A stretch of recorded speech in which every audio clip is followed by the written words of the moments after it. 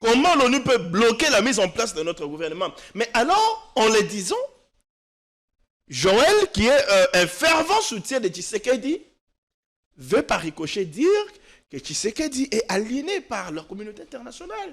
Est-ce qu'il est en train de peser ces mots? Mais il a dit que le président a refusé, il a rejeté ça. Il bloque. Ah mais s'il a rejeté, quoi de plus normal qu'il sorte le gouvernement? S'il a rejeté. Ça ne bloque pas au niveau de l'ONU. Non, il ne faut pas... C'est une blague de mauvais goût. C'était une blague de mauvais goût. Il ne faut pas vraiment, en tout cas, introduire l'ONU dans ce qui concerne le pays, dans ce qui concerne les Congolais. Il faut dire que le président a ses calculs. Il a ses calculs à lui. Il prend son temps. Mais nous, en tant que citoyens, nous estimons qu'il a pris beaucoup de temps. Nous estimons que, je peux me permettre de dire que c'est un peu trop laxiste à son niveau. À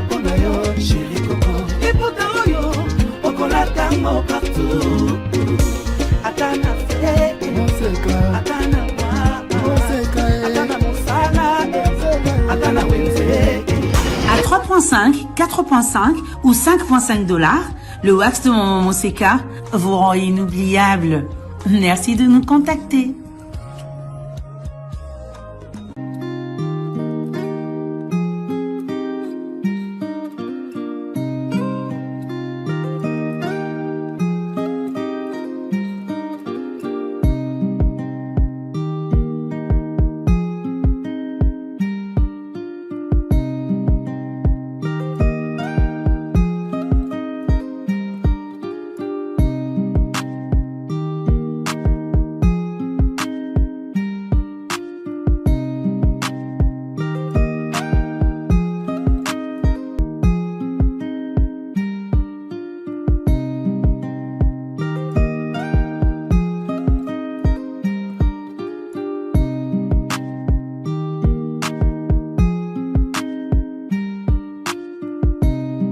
Non à la balkanisation de la République démocratique du Congo.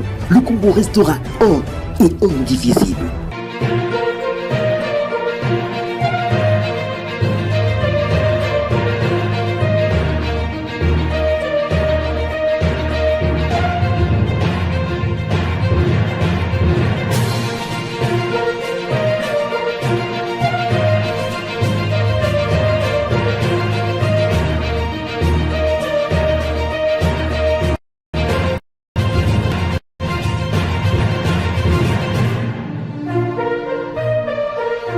Bienvenue dans Politiquant, l'espace qui vous permet en effet de tout savoir et tout comprendre.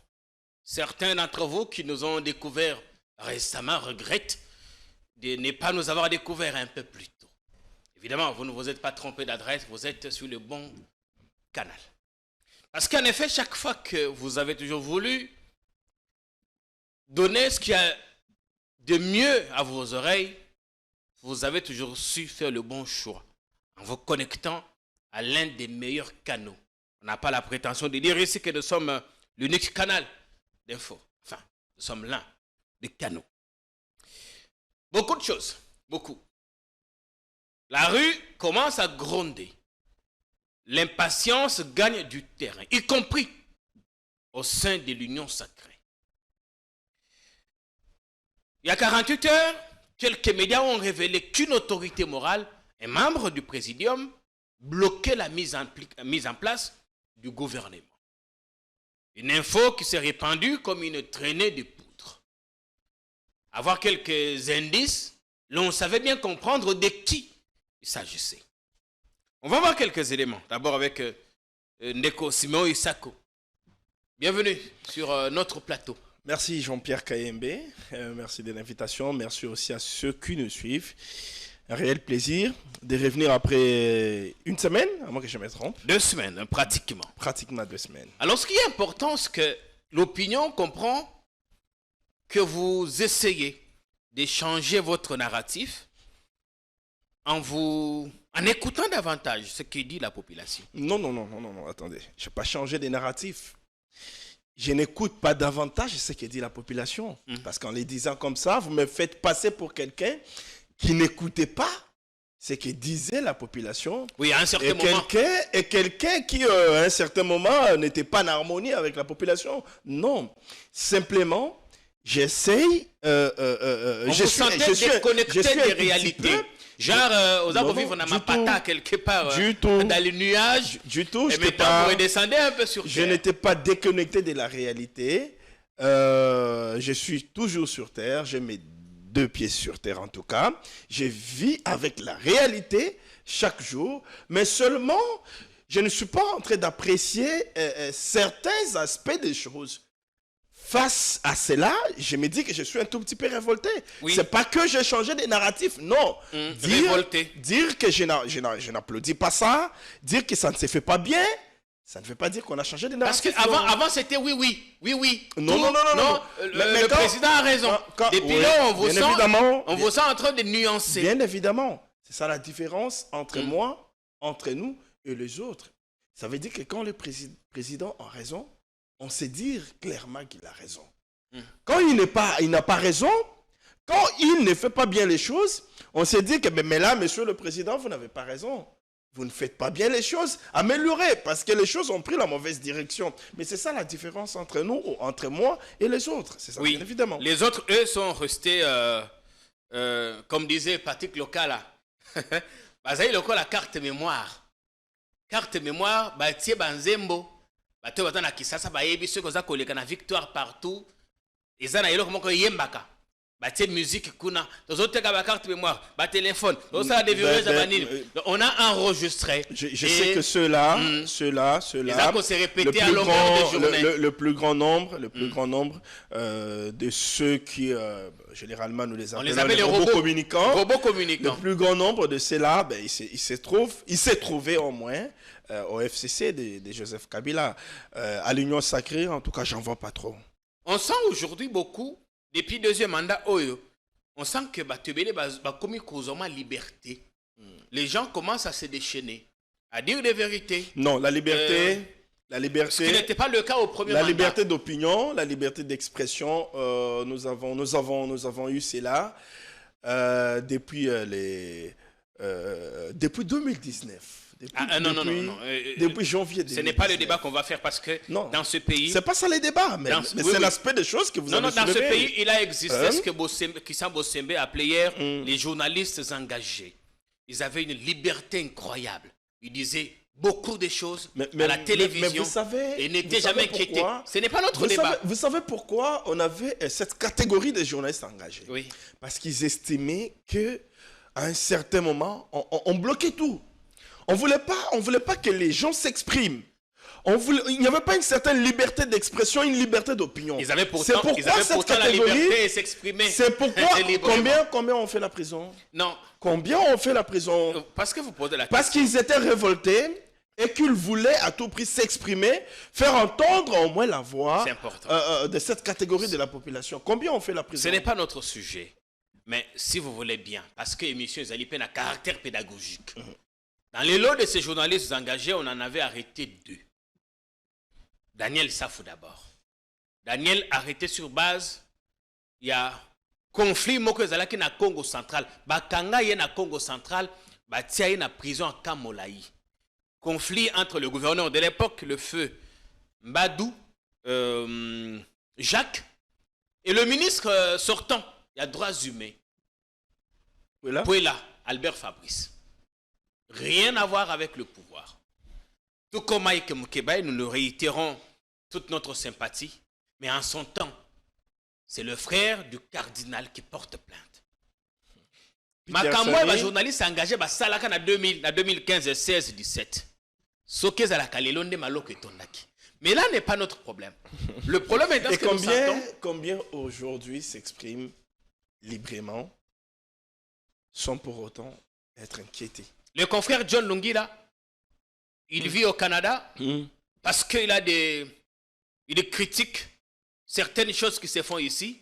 On a envoyé un commando. Non, s'il vous plaît. On a envoyé un commando à son domicile. Il critiquait avant de partir ou pendant qu'il est au Canada. Là n'est pas le problème le plus important. Non, mais c'est ce le problème. Il a alerté qu'il est en insécurité. Si John, je suis quand même. Il est en insécurité. Je suis quand même très à l'aise de parler de ça. Mais on y va parce que tu as posé les problèmes. Nous sommes sur ces plateaux. Nous critiquons, moi particulièrement, je critique. Parce que j'estime que ça ne se passe pas bien. Vous critiquez Jean-Pierre. Local la critique. Peter Tsan, il critique. Eric Ouemba critique. Il y a plein de journalistes qui critiquent. Izuba, Yves critique. Peut-être avec des mots durs.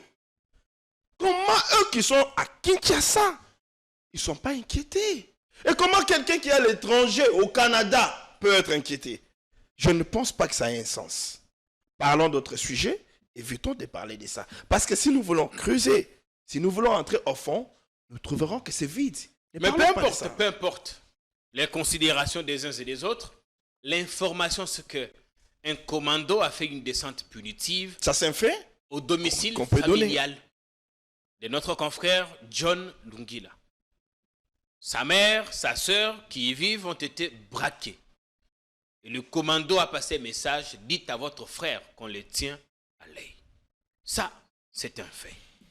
Alors, on revient dans l'actu. On a dit un fait que nous n'avons pas vécu. On nous a raconté. Ben, comme toujours, c'était autour des 2 heures. Nous dormions tous. Bien évidemment. Nous dormions tous. Le commando qui a simplement cassé la glace, et ben, il est parti. Mais c'est fait, ça fait. Quelqu'un nous a appelé il y a 2 jours pour nous dire, Jean-Pierre, on est content du travail que vous faites. On est conscient également du risque auquel vous vous exposez. Nous ne connaissons ni les jours ni l'heure que malheur pourrait nous arriver. Mais prenez ceci. Ne les souhaitez pas en tout cas. Moi, je ne les souhaite pas non plus pour vous. Qui souhaiterait que malheur lui arrive? Que les institutions de la République vont continuer à nous protéger. Parce que dans une certaine mesure, nous sommes des conseillers bénévoles du président. Nous lui disons ce que certains ne lui disent pas. Mais si malheur nous arrivait, prenez ceci comme testament. La presse a alerté il y a 2 jours. Et l'on ma constitution. Et l'on tel na tel. Et comité, ceux qui gouvernement ils ont bimates parce qu'ils ont une autorité morale qu'ils ont bloqué. Revenons d'abord à ce qui s'est passé le week-end. Les annonces faites en grande pompe. Gouvernement et Kobima. Et bimité. Vous avez des entrées, Simon Isako, au palais de l'OUA. Qu'est-ce qui n'a pas marché? Ben, je sais que les listes ne sont pas encore trop... les listes ne sont pas encore finies. Les listes ne sont pas encore finies. C'est tout ce que je savais jusqu'à hier. Les listes n'étaient pas encore finies. Il fallait encore une séance d'harmonisation, c'est comme ça qu'ils ont appelé ça. Si ce n'est pas fini. Une séance d'harmonisation. Qui est fait la première ministre depuis tout ce temps. Bien évidemment, c'est ce que je voulais dire. Il fallait une séance d'harmonisation entre d'une part la première ministre et d'autre part les responsables, certains responsables des regroupements politiques, parce que les noms envoyés, il n'y avait pas les indications telles que voulues par les chefs de l'État, si je peux évoquer les critères âge. Certains n'avaient pas déterminé l'âge des personnes envoyées, donc des noms envoyés. Ben, tu envoies par exemple Jean-Pierre, tu ne définis pas l'âge, alors que les chefs de l'État... Alors là-bas, quand on envoie des noms, on n'envoie pas le dossier complet de quelqu'un pour que permettre à Tata Mokonzoué, la première ministre, c'est ce que j'ai dit. Quand même, c'est ce que j'ai dit. Profil naïe et zanini par rapport à poste qu'on proposait. Certains ont envoyé les CV. Donc dans les CV, on voit toutes les informations possibles. Y compris l'âge. D'autres n'ont pas envoyé les CV. Ils se sont limités à envoyer une liste.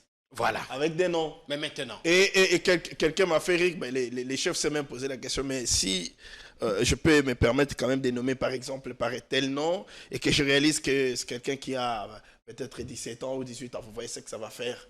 Alors, pour prendre le téléphone. Un instant. Pour prendre le téléphone. Appelez le chef du regroupement. Lui dire que votre liste est incomplète parce qu'il manque tel élément, tel autre. Nous les attendons d'ici 2 heures. Est-ce que vous avez les Camerounais qu'on a 2 semaines? Mais c'est cela le problème. C'est cela le véritable problème. C'est ce que nous décrions tous. C'est ce que tu as appelé ici changement des narratifs. Non. C'est pas ça le changement des narratifs. C'est plutôt un petit sentiment de révolte. Parce qu'on s'est dit que quelque chose qui peut se faire en 2 heures. Oui. En une journée, tout est bouclé. Pourquoi ils doivent prendre 2 semaines, 1 semaine, alors que le pays est suspendu là? on est suspendu là. Il y a un caractère urgent que les autorités ne savent pas comprendre.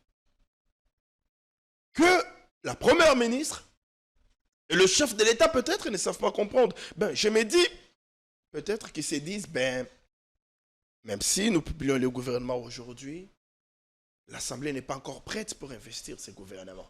Peut-être qu'ils attendent de publier le gouvernement lorsque l'Assemblée va définir le calendrier. Peut-être, je me dis. Et qu'ils se disent, bon, parce que l'Assemblée n'a pas encore défini son calendrier, c'est matière à traiter, alors c'est pas encore urgent. Nous attendons peut-être publier le gouvernement le jour où l'Assemblée va définir le calendrier. Ils se disent peut-être ça. Mais pour apaiser ne serait-ce que l'opinion. Est-ce qu'ils sentent Parce que l'exaspération qu'il y a dans l'opinion? Nous attendons la ce déception, gouvernement-là. l'impatience qui gagne le terrain. C'est ce que j'étais en train de dire. Pour apaiser ne serait-ce que l'opinion, vous pouvez publier ces gouvernements-là. Parce qu'au finish, ils vont nous publier un gouvernement avec les mêmes têtes, les mêmes noms. Les autorités morales peut-être qu'ils seront permutés. Les autorités morales. Je l'apprends qu'il y a certains qui vont revenir, mais qui sont permutés. J'apprends aussi qu'il y a des ministères qui ont été fusionnés. Je l'apprends. Mais pourquoi ne publier un gouvernement? Pourquoi prendre aussi un grand temps pour ne publier un gouvernement avec les mêmes têtes? Alors là, c'est parti peut-être jusqu'au prochain week-end. Non, je suis très sûr. Parce que c'est qui tout le but depuis que RTNC va dire que ça la test c'est à 100. S'il est là ingénieur. Non, mais ça c'était pour la publication.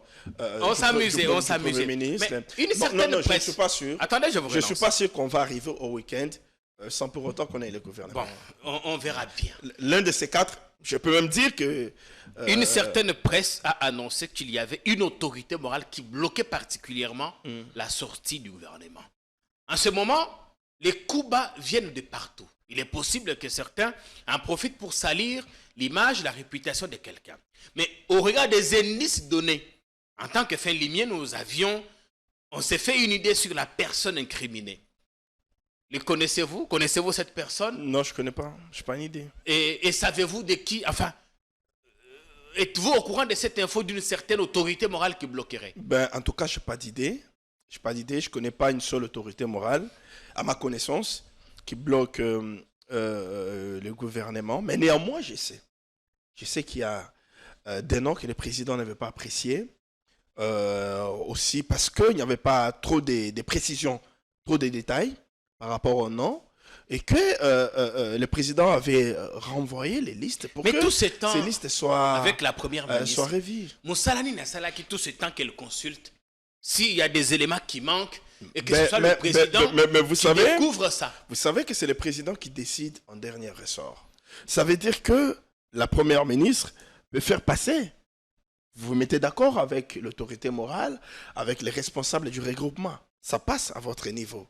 Lorsque ça arrive, c'est les chefs de l'État, le président de la République, c'est lui qui décide en dernier ressort. Il peut dire, ben, écoute, vous avez fait passer à votre niveau, mais moi, j'estime que pour telle raison, ce nom ne passe pas. Donc, allez-y, revoyez, proposez votre nom. Donc, à ma connaissance, je ne sais pas, je ne crois pas qu'il y ait une autorité morale qui bloque le gouvernement, plutôt certaines listes qu'il fallait arranger. Le président est bloqué?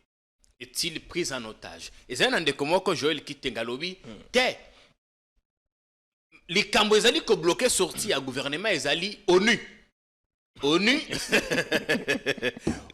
Non, mais quand même. Arrêtons. L'émission est sérieuse. Arrêtons. La vidéo de Joël a fait le tour. Mais comment? Il dit c'est l'ONU qui bloque la communauté internationale parce qu'il voudrait que Félix Tshisekedi engage des négociations avec le M23 et que ses membres se retrouvent au sein du gouvernement. Je pense qu'il n'était pas sérieux. Fait le buzz. Non, je crois qu'il n'était pas sérieux. Je crois qu'il n'était pas sérieux. Comment on peut commenter une blague? Je crois qu'il blaguait. Comment l'ONU peut bloquer le gouvernement d'un pays souverain? Comment ça? Comment est-ce possible?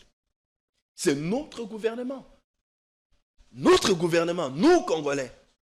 Comment l'ONU peut bloquer la mise en place de notre gouvernement? Mais alors, en le disant, Joël, qui est un fervent soutien de Tshisekedi, veut par ricochet dire que Tshisekedi est aliéné par la communauté internationale. Est-ce qu'il était en train de peser ses mots? Mais il a dit que le président a refusé, il a rejeté ça. Il bloque. Ah, mais s'il a rejeté, quoi de plus normal qu'il sorte le gouvernement? S'il a rejeté. Ça ne bloque pas au niveau de l'ONU. Non, il ne faut pas... C'est une blague de mauvais goût. C'était une blague de mauvais goût. Il ne faut pas vraiment, en tout cas, introduire l'ONU dans ce qui concerne le pays, dans ce qui concerne les Congolais. Il faut dire que le président a ses calculs. Il a ses calculs à lui. Il prend son temps. Mais nous, en tant que citoyens, nous estimons qu'il a pris beaucoup de temps. Nous estimons que, je peux me permettre de dire que c'est un peu trop laxiste à son niveau. Il ne doit pas permettre au chef de regroupement de tirer les choses en longueur, d'envoyer le nom qu'il ne faut pas. Il y a quelqu'un qui m'a dit qu'il était indigné de voir que les chefs de regroupement ont envoyé le nom des membres de leur famille, le nom des membres de leur famille, et qu'il était indigné par rapport à ça. Il avait même rejeté certains noms. Et face à tout cela... La République n'est pas un gâteau. Messieurs. Voilà, face à tout cela, ça peut bloquer bien sûr la publication du gouvernement. Quand il rejette un nom, il faut dire, envoyez-moi un autre. Yangandeko mbote biso na bino to batila mami na document oyo to bengi yango compromis de vente yango eza contrat oyo eza ko protéger yo pe eza ko protéger biso objectif habitat na kati ya contrat na biso na 6e article na yango balobi yete na suka sanza nyonso ndeko yo lapinda yete okopesa mbongo na yo ya syndic mbongo ya syndic eza pona nini eza pona entretien ya concession eza pona garde ya concession bato mingi bakindaka na basite mwa moseka toyebi ete tozalaka na bapolicier tozalaka na bagarde nyonso wana eza na kati ya frais ya syndic pona concession na yo ezala kitoko pona banzela ezala clair pona matiti ezala te pona bapolicier bazala pona sécurité esengaka ke mbongo ya syndic wana epesama kasi ndeko ozolanda biso depuis osomba na 2020 depuis osomba na 2021 est-ce que oza en ordre na ba frais ya syndic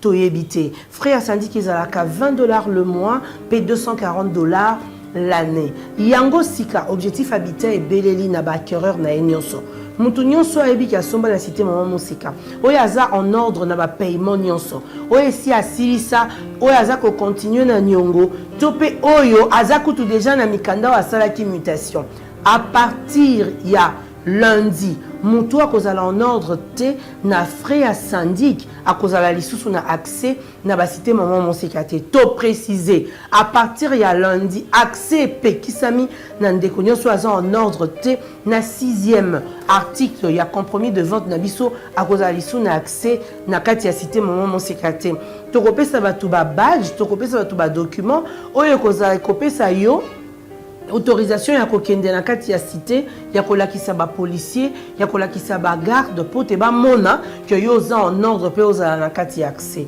to bongisa mosala na biso pomboka ekende liboso pona nyonso objectif ekoba ko sepelisa bino ba oya yeba acquéreur. Merci.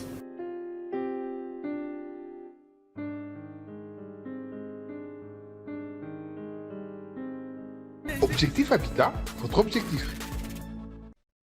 Le temps que vous mettez pour envoyer un autre, ça peut retarder les choses. Mais bien évidemment, nous sommes sur le facteur temps. Oui, au Tchad, bah nommé Premier ministre Lelo, lobby a bimisi gouvernement. Ils ont quel système? Peu importe.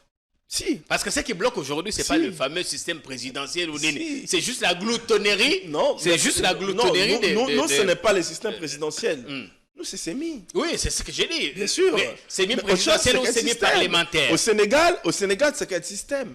Parce que si chez nous, il faut d'abord identifier la majorité.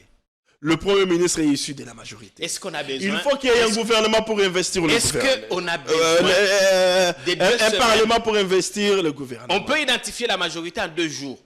Bah, ça 500 députés. Non, mais tout 500. Cela, non, on peut les identifier en une journée même au palais du peuple. S'il vous plaît. Tout cela et tout ce qui se fait défini par la Constitution. Ça veut dire que quand vous avez un parlement, bon, parlons de l'Assemblée, parce que le gouvernement est issu de l'Assemblée. Quand vous avez l'Assemblée, Cette assemblée, ces députés qui sont proclamés provisoirement élus, doivent être confirmés par la Cour constitutionnelle.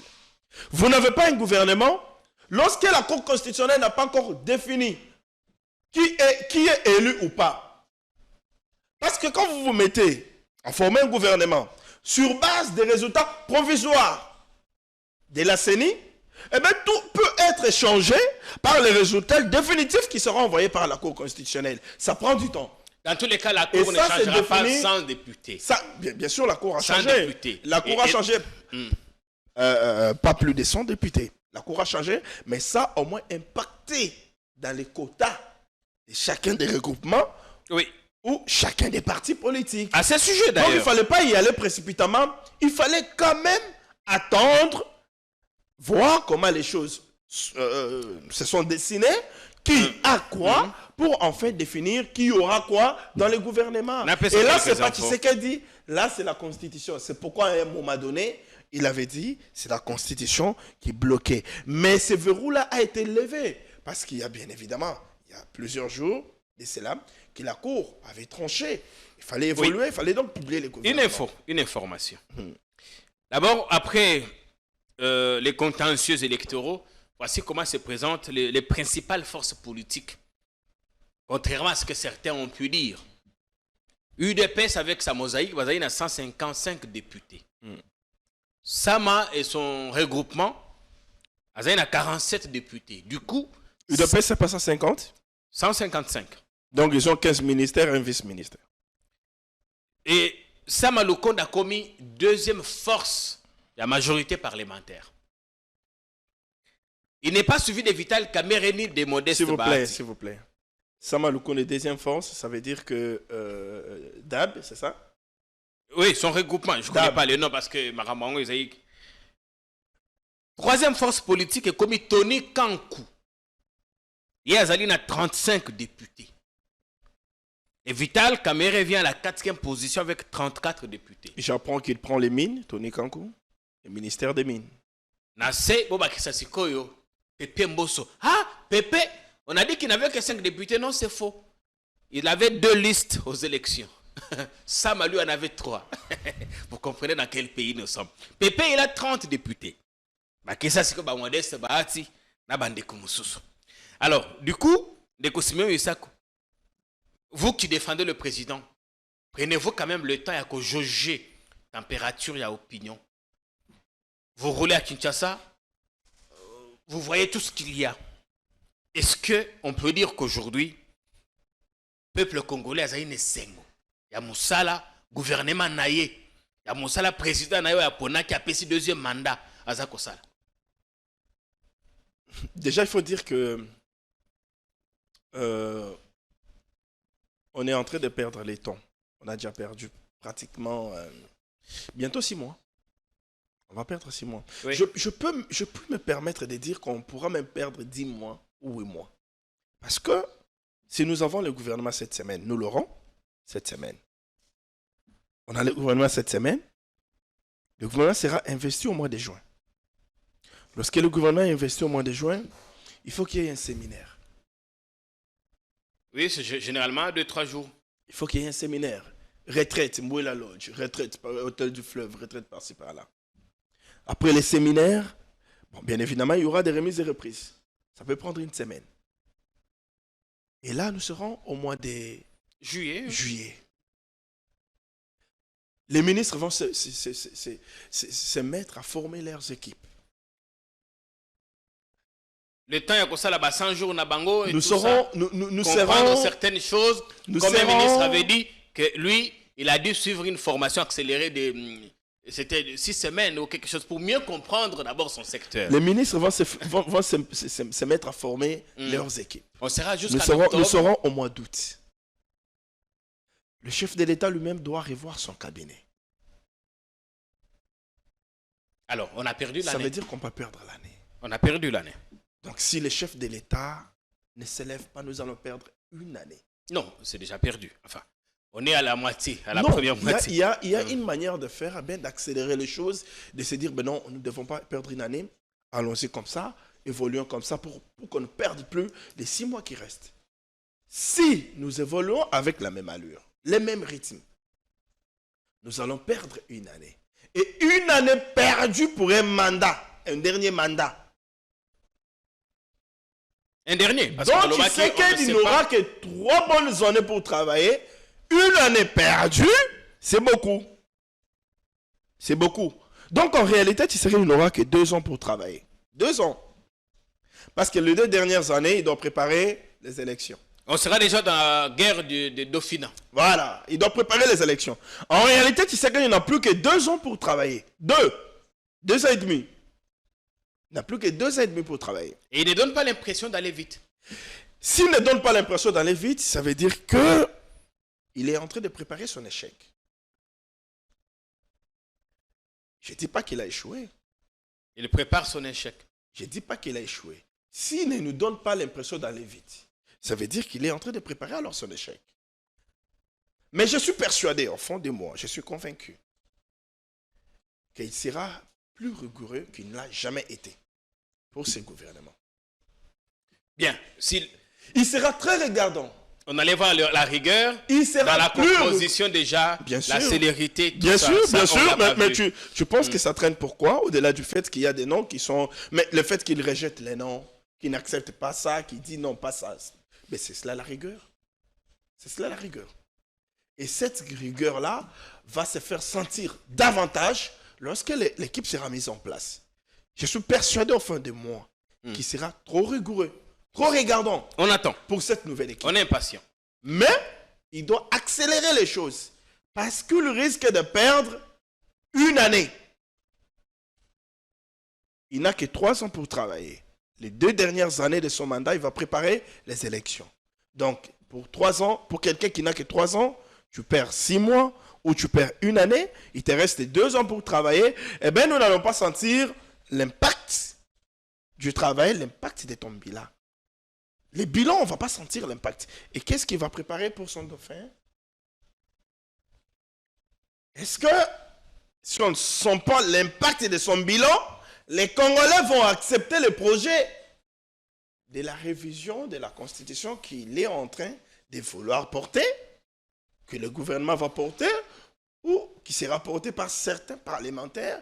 Parce que, ne vous en faites pas, Jean-Pierre, la Constitution n'a pas verrouillé le fait qu'elle puisse être révisée. Non, elle prévoit elle-même le mécanisme. Elle prévoit ce mécanisme-là. Elle n'a pas verrouillé. Mais pour réviser la Constitution, il faut que les conditions, que les contextes soient propices, que les conditions soient réunies. Pour que ça puisse d'abord passer dans l'opinion du Congolais, du commun des mortels, il faut que les conditions sociales soient acceptées par tous. Tu ne diras pas à un Congolais que nous voulons réviser la Constitution, que nous voulons aller au référendum, alors qu'il n'a pas mangé les soirs. Il ne va pas accepter. Même si c'est pour la bonne cause, il ne va pas accepter. Donc ici, le chef de l'État devrait comprendre que pour que ces projets puissent bien passer, eux dans l'opinion, et au sein de sa majorité, il faudra au moins que les conditions soient réunies. Et les conditions réunies ici, c'est le social du peuple. Bien, travaille d'abord dessus. Le peuple vivote un peu. Voilà.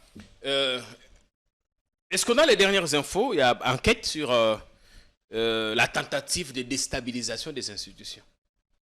Vous avez les dernières infos? Ben, nous attendons. On a appris, je crois que nous l'avons tous appris par certains médias qui avaient, comment il s'appelle encore, je crois que c'est un écrivain, un confrère, journaliste, qui vit souvent, qui vit en Belgique, qui a été arrêté. Jean-Jacques Rondo.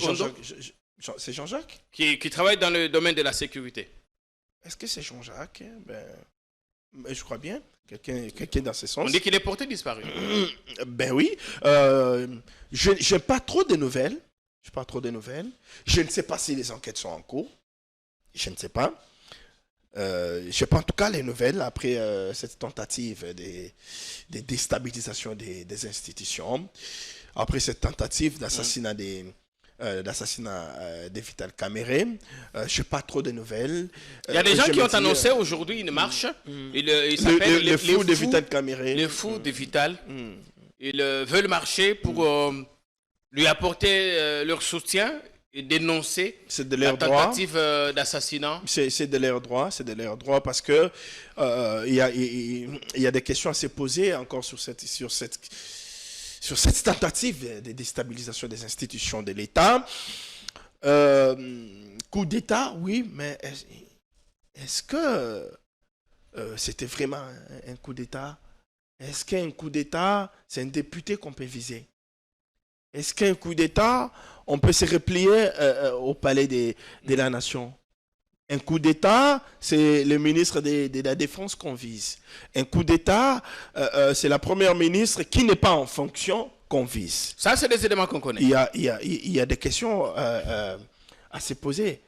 Un coup d'État, Jean-Pierre Bemba, qui a été visé, qui n'a pas cherché à en savoir plus. La première ministre est visée, qui n'a pas cherché à en savoir plus. Chacun a continué à rouler aussi facilement. Jean-Pierre Bemba qui a continué à voyager. La première ministre qui a continué à recevoir pour former le gouvernement. Oui, normal, la vie doit continuer. La vie doit continuer. Mais il y a quelqu'un qui allait payer les prix. Vital Kamere. Pourquoi ça a été seulement lui? Le seul qu'on a trouvé à son domicile à ce moment, et dont le domicile était facilement identifiable. Ben, ça c'est toi qui l'as dit. Ben, ça veut dire qu'on n'a pas su identifier le domicile de la première ministre, on n'a pas su identifier le domicile de Jean-Pierre Bemba, alors que c'est connu. Comment un rebelle peut se mettre à vouloir, un assaillant, un putschiste, peut se mettre à vouloir mener son opération la nuit, alors qu'il n'a pas encore identifié les lieux de son action. Est-ce que c'est faisable? C'est faisable pour un putschiste? Qu'est-ce que vous soupçonnez? Je ne soupçonne rien, mais on se pose des questions. Tu veux assassiner quelqu'un la nuit, mais tu n'as pas su identifier là où il se trouve la journée. C'est pas faisable. C'est pas en tout cas faisable. Et donc on attend que le gouvernement nous dise où est-ce qu'il en est avec les enquêtes. Mais sinon, jusque-là, il n'y a eu qu'une seule communication de l'armée, un seul communiqué pondu par Patrick Mouyaya. Vous avez annoncé des permutations au sein de l'armée et de la police. Est-ce que ça a un lien avec la tentative de renversement des institutions ou c'est la routine normale que certains ont travaillé, il fallait le changer, permuter, remplacer? Ben, il faut dire qu'il faut d'abord partir de la situation que nous vivons avec cette insécurité à l'est de notre pays. Il y a beaucoup d'infiltrations. Vous savez qu'il y a des zones qui sont tombées dans les mains des rebelles alors que notre armée était en train de replier comme ça.